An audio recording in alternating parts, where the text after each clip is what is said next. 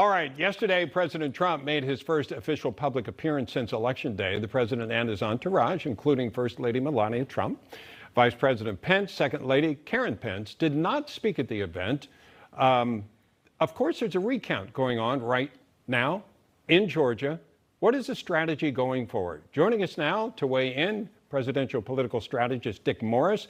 Dick, where do we stand and where do you see this going? Well, here's where we stand. In Georgia, there is a hand recount going on. And there's all kinds of stuff we've discovered in Georgia. I think we're doing well there. I think we may flip that state. And that may set off a domino effect. The next state to focus on is Wisconsin, where the recount starts on Wednesday. And that's a very honest recount with Democrat and Republican participants. Arizona, we don't have a recount, and we don't have a right to one. So we have to hope that the trend in the other states induces them to do that. In Pennsylvania, there's something before we get to court, which I think people are overlooking. The state legislature has the power under the Constitution to award electoral votes, to select the electors, not the governor, the state legislature. And in Pennsylvania, that's a Republican legislature. And the Speaker of the House has said that he will not award those electoral votes unless there is an audit of how the state voted in the election practices. And I believe that those developments put together give Donald Trump a fairly decent chance of pulling this out. Okay, well, let's talk about a couple things. One, Pennsylvania is 20 electoral votes. That wouldn't go the whole way. Obviously, you need more than that. And I was curious about Arizona, why you're not entitled to a recount or can't ask for one, because it's the closest race outside of Georgia, correct? Yeah.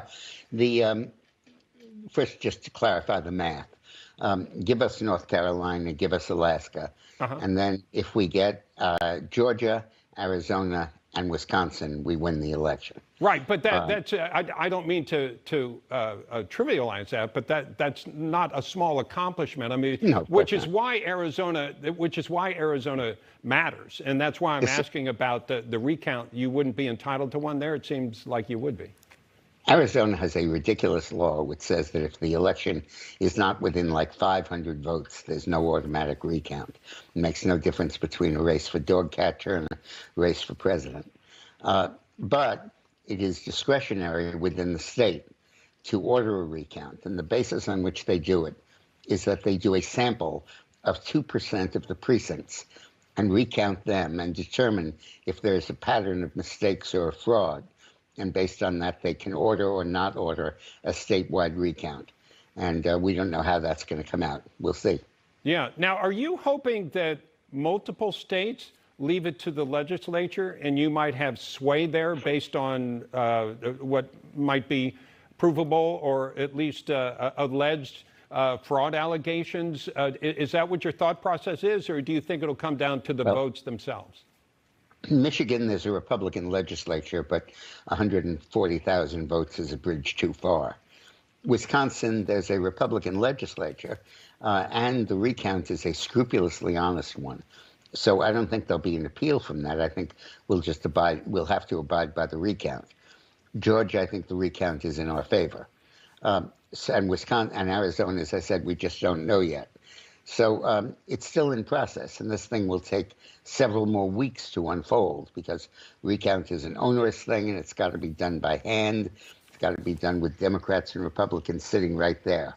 And there'll be leaks from it. They'll be saying Trump gained votes today, Biden gained votes yesterday, but we won't really know for a while, and it's foolish to speculate on it. We have I believe we won the election, okay? I think we carried those states. I think I know that based on our polling right around that time. Will the recount show that? When it's a full statewide recount, I think it will. But in Pennsylvania and in Arizona, we do not have the right to a full statewide recount. Arizona, I described. Pennsylvania, it has to be within 0.5%. And we allegedly lost the state by 0.6%. But our fallback there is the legislature demanding an audit, which is really the same as a recount, or the courts intervening. And that's kind of the state of play at the moment. I'm taking a look at these certification dates. Georgia is November 20th, as I'm sure you know. You probably know these off the top of your head. Pennsylvania and Michigan, November 23rd. Arizona, November 30th. Wisconsin and Nevada, December 1st. If these states certify with Biden as a winner, do you accept those? Or are you trying to get the certification overridden or pushed back? What's your thought process there? Well, first of all, those dates are not written in stone. The date that is written in stone is January 21st, when the presidency is inaugurated.